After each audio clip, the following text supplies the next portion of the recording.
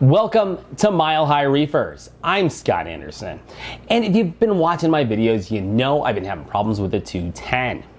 Well, sometimes it's nice to sit back and look at the things that are going right in life. And going right is all I can say about the 24-gallon Nano. It's been killing it. So let's go to a quick tank update on the JBJ 24-gallon Nano. Overall, this little tank is doing really well. But since I like to keep it real, I'll tell you about the couple of small problems I've had. First and worst, my little black clown jumped out of the tank. I was really sad, and I should really get a lid for this tank to stop that from happening. Next, I've been dealing with a small amount of cyanobacteria, which I've been currently taking care of with water changes. In fact, all I do to this tank is water changes right now. 5 gallons every week, and that's all I'm doing to keep this tank looking like this. To begin with, my little ZOA Garden is doing fantastic.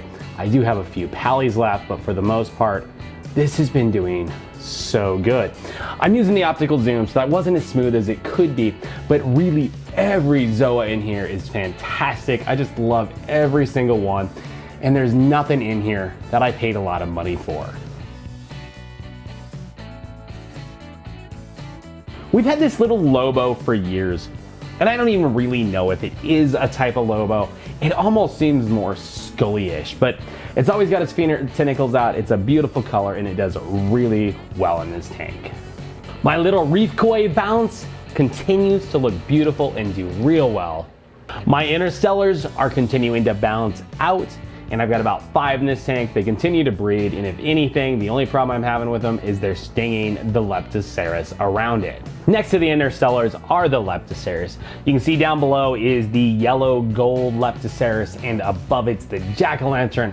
I love Leptis. They do well in lower light. In fact, this one has grown in complete shade and seems to do just fine.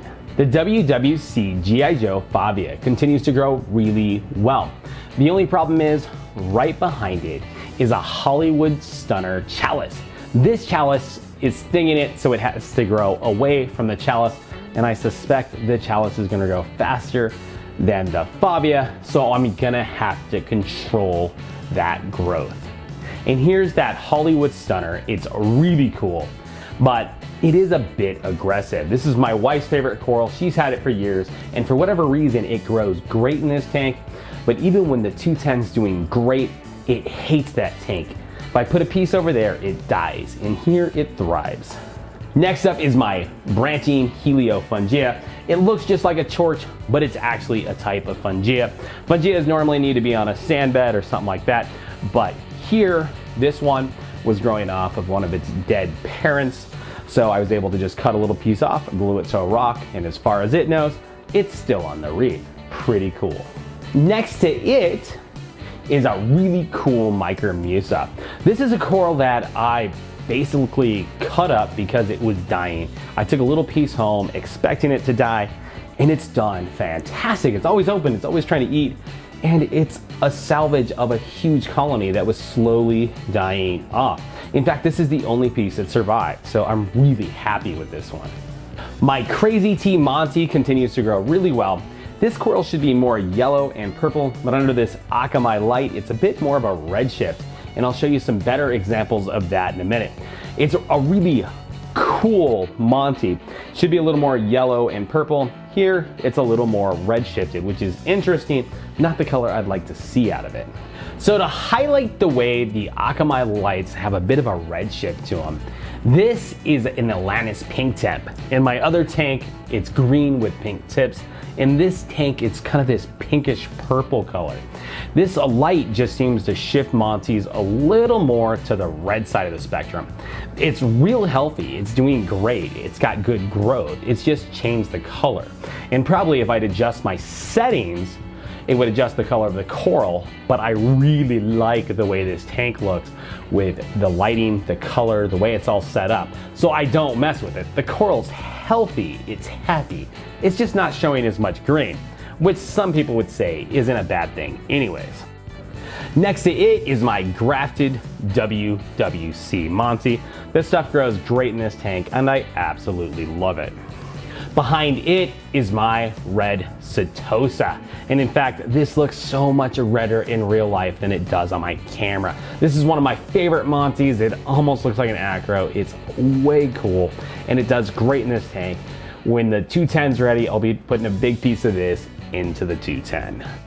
Behind the Setosa is my branching favia. It does pretty well in here. Branching favia are a little more difficult to keep, but this one does okay. Only downside is it's starting to get blurred out because of the curve in my tank. And next to it is my green Slimer Acropora. Acroporas are usually difficult. This one does really well. I mean, get a good strain and they grow as easy as some Monty porras. On the other side of the tank, I've got a nice pink and green chalice. Next to it is a nice piece of bird's nest. I'm actually growing this stuff out in this tank for my 210. I put a bunch of stuff for my 210 over here. This is one of those pieces, and I just broke a piece off and put it back in the 210 to see how it's gonna do with bird's nests again. And then behind them is a nice Fiji Platygyra. This one is just an older specimen from Fiji. Great color. Absolutely love this coral. This super bright green coral, that's a really nice piece of cabbage leather. And of course, a must-have for me in a tank is kryptonite candy cane. It's really easy and absolutely gorgeous. And you can see I've got some of that slime algae still left over in this coral. I never really got it out, but it's not a problem at the moment, so I just let it go. And there we go. There's the update on the 24-gallon Nano Reef. For me, this is a really easy reef to keep. I do 5-gallon water changes once a week.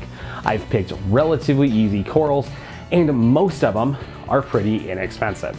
There's a few in there that cost a little more money than some, like the interstellars and the bounce mushrooms. Those are fairly expensive corals. Everything else in here, if you look around and you have a good eye, you can buy at a very reasonable price. So thanks for watching this episode of Mile High Reefers. Like, comment, subscribe, and remember, a reef doesn't have to be big to be cool.